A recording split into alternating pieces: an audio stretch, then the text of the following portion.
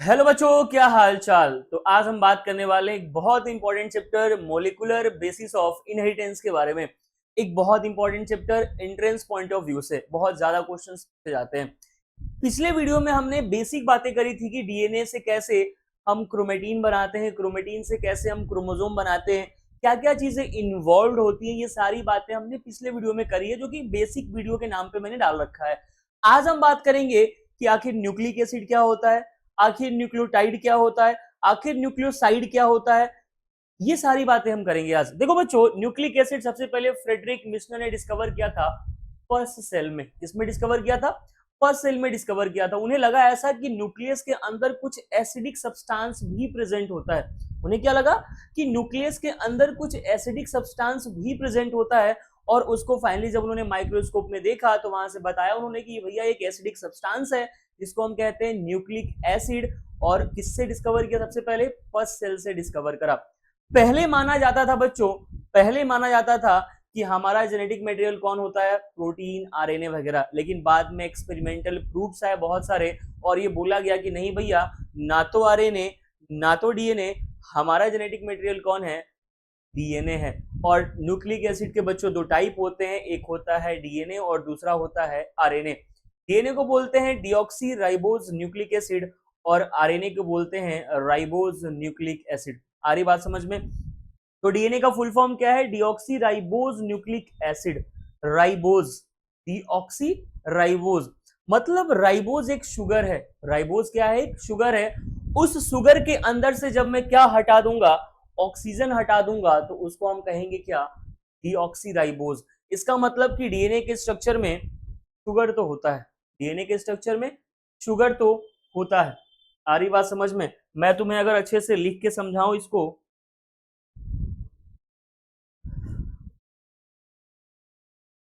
मैं तुम्हें अगर इसको अच्छे से लिख के समझाऊं तो देखो, ऐसा कुछ स्ट्रक्चर होता है।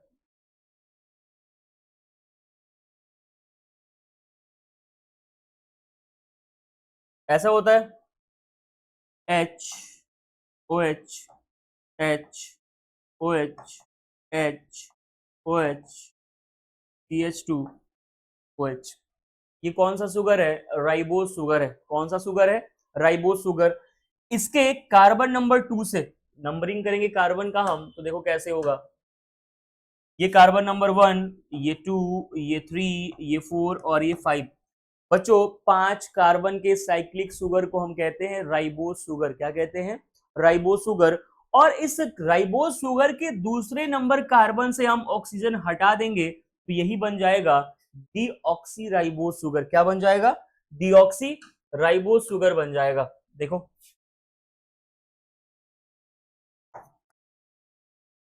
H O H, H H, H O H, H C H two O H. क्या कर रहा है? 2 नंबर कार्बन से ऑक्सीजन क्या हो चुका है? गायब हो चुका है। ये स्ट्रक्चर क्या कहलाएगा? Deoxy ribose sugar. क्या कहलाएगा? Deoxy ribose sugar. आ रही बात समझ में? तो शुगर क्या है? ये 5 कार्बन का शुगर है। कितने कार्बन का? 5 कार्बन के शुगर को हम कहते हैं पेंटोज शुगर। क्या कहते हैं? Pentose sugar. क्या कहते हैं बच्चों? पेंटोज शुगर कहते हैं। आ रही बात समझ में? तो इसको नोट कर लेना। आप आगे बढ़ते हैं।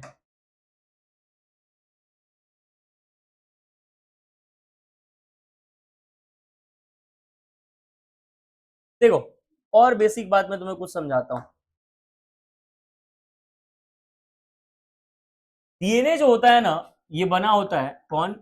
डीएनए जो होता है ये बना होता है बहुत सारे न्यूक्लियोटाइड से, फॉर्म्ड ऑफ मैनी न्यूक्लियोटाइड्स। किससे बना होता है? बहुत सारे न्यूक्लियोटाइड से बना होता है।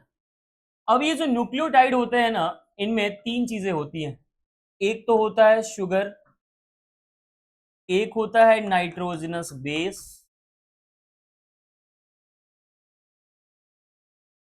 और एक होता है फॉस्फेट। ठीक है, ये 3 चीजें होती है किसके अंदर? न्यूक्लियोटाइड के अंदर। क्या क्या? शुगर, नाइट्रोजनस बेस और फॉस्फेट। शुगर कौन सा होता है? Deoxy ribose sugar. कौन सा? Deoxy ribose sugar. Nitrogenous base भी अब दो तरह के होते हैं, एक होता है प्यूरिन तो दूसरा होता है क्या? पिरिमिडीन। नाइट्रोजनस बेस कितने तरह के होते हैं? दो तरह के। एक होता है कौन? प्यूरिन। और दूसरा कौन होता है? पायरिमिडीन। इस प्यूरिन के अंदर दो नाइट्रोजन बेस होते हैं, एक होता है एडेनिन और एक होता है ग्वानिन। इस पिरिमिडीन में तीन होंगे, एक होता है साइटोसिन, एक होता है यूरासिल और एक होता है तीसरा थाइमीन। ठीक है, तो टोटल नाइट्रोजन बेस कितने तरह के होते हैं? पांच तरह के होते हैं। कितने तरह के होते हैं बच्चों? पांच तरह के होते हैं। ठीक है, तो डीएनए के अंदर जो नाइट्रोजन बेस प्रेजेंट होते हैं वो यूरासिल को छोड़ के बाकी चारों होते हैं। किसी भी, या तो डीएनए में चार होगा या तो आरएनए में चार होगा, किसी भी स्ट्रक्चर में पांच नाइट्रोजन बेस एग्जिस्ट नहीं करते। डीएनए के अंदर थाइमीन होता है और आरएनए के अंदर यूरासिल होता है। आरएनए के अंदर क्या होता है? यूरासिल। तो नाइट्रोजन बेस के नाम पे यहाँ पे कौन कौन होगा? नाइट्रोजन बेस के नाम पर यहाँ पर कौन कौन होंगे भाई? यहाँ पर होगा एडेनिन, यहाँ पर होगा ग्वानिन, यहाँ पर होगा साइटोसिन और होगा थाइमीन। आई बात समझ में? एग्जाम में आपसे तो कभी कभी यही पूछ दिया जाता है कि प्यूरिन में कौन कौन आते हैं, तो एडेनिन और ग्वानिन। पिरिमिडीन में कौन कौन आते हैं? तो साइटोसिन, यूरासिल और थाइमीन आते हैं। बात आती है कि फॉस्फेट, यहां पर फॉस्फेट ग्रुप कौन देता है? Phosphoric acid. कौन देता है फॉस्फेट ग्रुप? फॉस्फेट ग्रुप कौन प्रोवाइड करता है? Phosphoric acid. कौन? Phosphoric acid. और केमिकली इसको हम H3PO4 के नाम से जानते हैं। किससे जानते हैं? H3PO4 के नाम से जानते हैं। तो बच्चों देखो, अभी तक मैंने आपको क्या बताया कि डीएनए के स्ट्रक्चर के बारे में, कि डीएनए क्या है? डीऑक्सी राइबोज न्यूक्लिक एसिड है। न्यूक्लिक एसिड का एक टाइप है जो किससे बना होता है? बहुत सारे न्यूक्लियोटाइड से बना होता है। और बहुत सारे न्यूक्लियोटाइड किससे बने होते हैं? तो शुगर, नाइट्रोजनस बेस और फॉस्फेट ग्रुप को मिलाकर बने होते हैं। बच्चों इसी न्यूक्लियोटाइड में से जब मैं फॉस्फेट हटा दूंगा, इसी न्यूक्लियोटाइड में से जब मैं फॉस्फेट हटा दूंगा तो उसको हम कहते हैं न्यूक्लियोसाइड। क्या कहते हैं?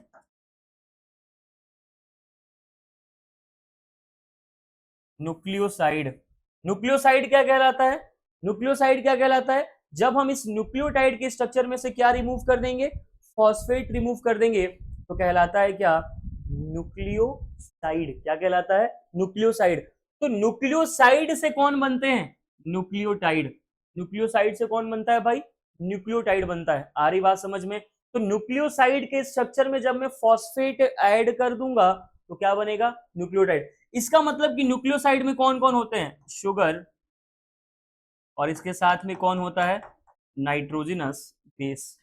शुगर के साथ कौन होता है? नाइट्रोजनस बेस होता है। आ रही बात समझ में? एनसीईआरटी की लाइनें यहां पर लिख रखी है मैंने कि DNA consist of a helix of two polynucleotide chains attached to each other by hydrogen bonds. इससे अटैच होते हैं ये, हाइड्रोजन बॉन्ड से अटैच होते हैं। इसका आप लोग स्क्रीनशॉट ले लेंगे, फिर मैं आपको अच्छे से समझाता हूं कि आखिर मैं कहना क्या चाह रहा हूं।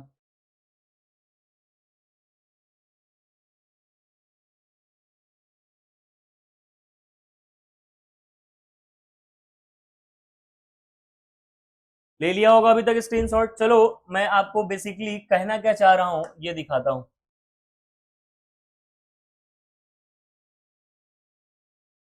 चलो ये बातें पिछले क्लास में हुई थी हमारी। देखो भैया, एक हमारा क्या था? एडेनिन था। और एक क्या था हमारा? ग्वानिन था। ठीक है, एक हमारा क्या था? एडेनिन। एक क्या था हमारा? ग्वानिन था। एडेनिन के साथ हमेशा पेयरिंग कौन करता है? थाइमीन। कौन करता है? थाइमीन, डीएनए के अंदर। और ग्वानिन के साथ हमेशा पेयरिंग कौन करता है? साइटोसिन। बच्चों ध्यान से देखो, मैंने एडेनिन और थाइमीन के बीच में डबल बॉन्ड बनाया है और ग्वानिन और साइटोसिन के बीच में ट्रिपल बॉन्ड बनाया है। हमें ये पता है कि डबल बॉन्ड वाले क्या होते हैं? बहुत ही स्ट्रांग नहीं होते हैं as compared to triple bond. तो ये ट्रिपल बॉन्ड वाला क्या होगा? स्ट्रॉन्गर। तो वो डीएनए मॉलिक्यूल जिसके अंदर ग्वानिन और साइटोसिन का कंटेंट ज्यादा होगा, क्या वो ज्यादा स्ट्रॉन्गर होंगे? क्या उनको ब्रेक करना बहुत मुश्किल होगा? बिल्कुल।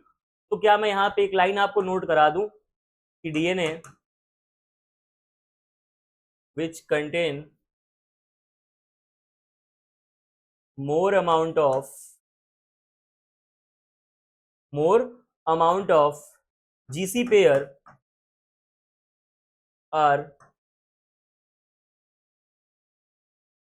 difficult to break. उनको तोड़ना क्या होगा, बहुत ही मुश्किल होगा। इसको नोट कर लेना, इसको स्क्रीनशॉट ले लेना, मैं आगे बढ़ता हूं।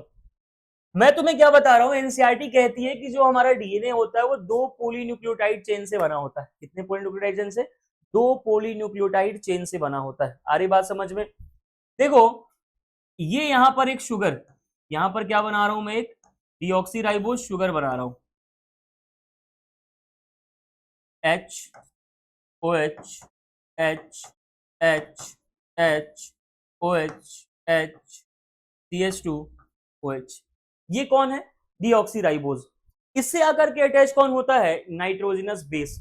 नाइट्रोजनस बेस आकर के अटैच कहां पर होता है? देखो ये carbon number 1, carbon number 2, carbon number 3, carbon number 4 और कार्बन नंबर 5। ठीक है, इसको बड़ा कर लेते हैं थोड़ा।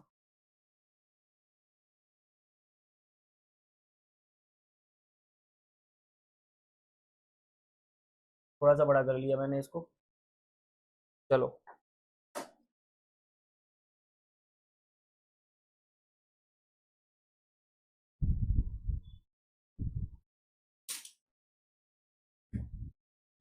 देखो भैया मैंने ये डायग्राम बड़ा कर लिया है। अब चलो इस पे हम क्या ऐड करना है, हमें नाइट्रोजनस बेस ऐड करना है। नाइट्रोजनस बेस आकर के इस 1 नंबर कार्बन पे ऐड होते हैं। कहां ऐड होते हैं? 1 नंबर कार्बन पे। चलो यहां पर मैंने एक नाइट्रोजनस बेस ऐड कर दिया। ठीक है, ये क्या है? हमारा नाइट्रोजनस बेस है। इस नाइट्रोजन और इस कार्बन के बीच में जो बॉन्ड होता है उसको हम कहते हैं एन ग्लाइकोसाइडिक बॉन्ड। क्या कहते हैं? N glycosidic bond. कौन सा बॉन्ड कहते हैं?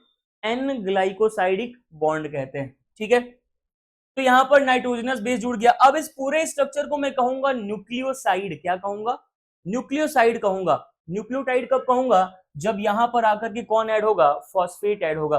फॉस्फेट तो फॉस्फोरिक एसिड, यहां पर P double bond O OH OH OH। ठीक है, ये एसिड का काम क्या होता है बच्चों? एसिड का काम क्या होता है बताओ? एसिड का काम होता है H देना। तो यहां से निकलेगा H और यहां से निकलेगा OH, मतलब होगा वाटर का रिमूवल। किसका रिमूवल होगा? वाटर का रिमूवल होगा। H2O क्या हो जाएगा? यहां से रिमूव हो जाएगा। जब H2O यहां से रिमूव हो जाएगा तो होगा क्या? H2O जब रिमूव हो जाएगा तो क्या होगा? यहां पर इस O और इस कार्बन के बीच में क्या बन जाएगा? बॉन्ड बन जाएगा।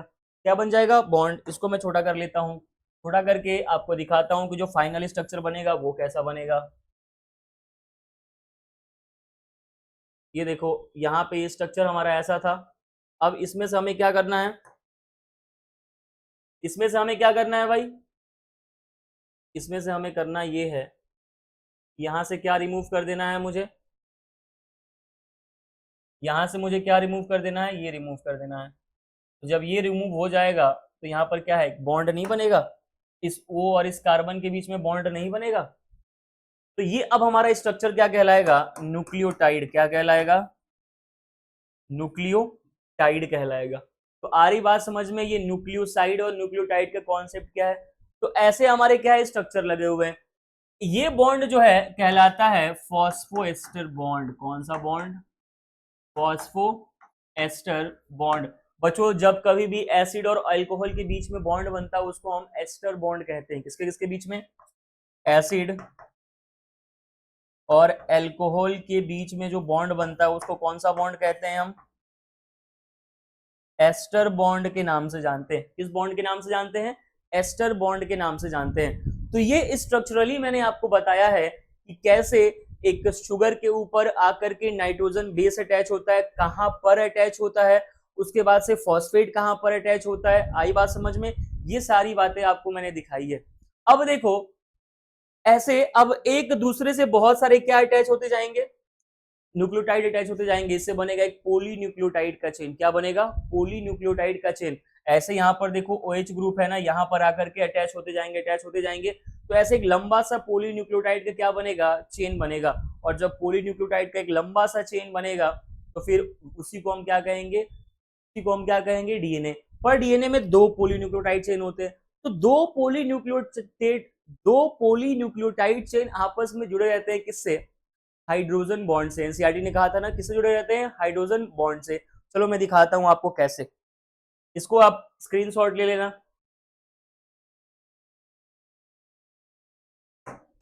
देखो ये एक पॉलीन्यूक्लियोटाइड चेन और ये एक पॉलीन्यूक्लियोटाइड चेन, 2 पॉलीन्यूक्लियोटाइड चेन आपस में जुड़े होते हैं किससे, हाइड्रोजन बॉन्ड से। बोले तो यहाँ पर ए है, यहाँ पर ई है, यहाँ पर जी है, यहाँ पर सी है, यहाँ पर भी मान लो ए है, यहाँ पर मान लो टी है, यहाँ पर सी है, यहाँ पर मान लो क्या है, जी है। ऐसे करके तो 2 पॉलीन्यूक्लियोटाइड चेन आपस में किससे जुड़ रहे हैं, हाइड्रोजन बॉन्ड से। ये जो बॉन्ड है, ये कौन सा बॉन्ड कहलाता है बच्चों, हाइड्रोजन बॉन्ड। कौन सा बॉन्ड कहलाता है, हाइड्रोजन बॉन्ड। तो ऐसे न्यूक्लियोटाइड चेन आपस में जुड़ते हैं और बनाते हैं क्या, डीएनए। क्या बनाते हैं, डीएनए बनाते हैं। ठीक है, तो आज की वीडियो में बस इतना ही, बाकी बातें करेंगे हम नेक्स्ट वीडियो में। तब तक के लिए जो भी डाउट्स हो आपके, आप कमेंट सेक्शन में जरूर लिखें।